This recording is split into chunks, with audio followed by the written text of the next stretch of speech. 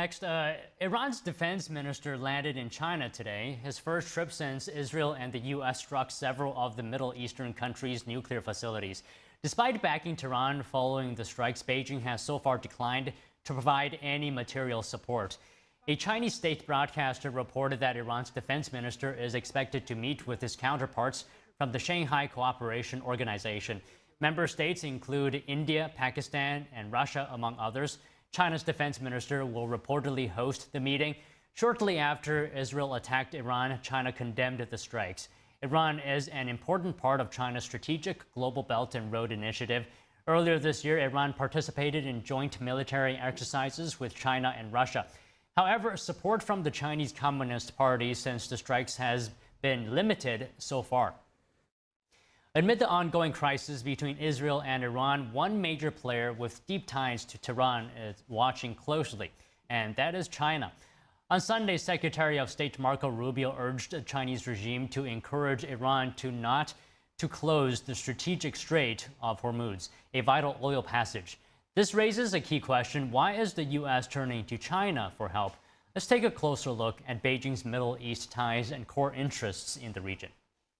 China, as the top buyer of Iranian oil, has extended a lifeline for Tehran's struggling economy. Despite U.S.'s sanctions, Beijing buys more than 90% of Iranian oil exports, accounting for roughly 12% of Iran's GDP. In return, China benefits from discounted oil prices. Iran is the second largest country in the Middle East. It joined China's Belt and Road Initiative in 2016, helping to expand China's influence in the region. In 2021, China and Iran signed a 25-year strategic pact covering economic, military, and security cooperation.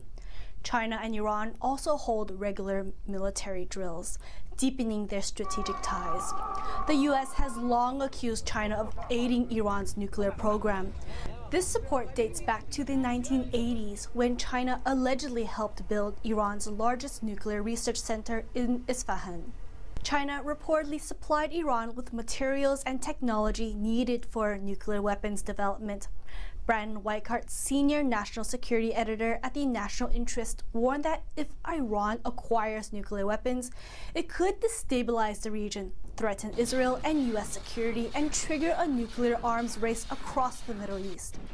A former senior U.S. intel officer says China and Russia view Iran's nuclear development as a way to weaken U.S. military power in the region, especially after sanctions on Russia over Ukraine. Many China analysts believe Beijing may see this as an opportunity to increase pressure on Taiwan, while the U.S. is more engaged in the Middle East conflicts. Secretary of State Marco Rubio said the U.S. won't impose further sanctions on Russia as of right now. Washington still wants room to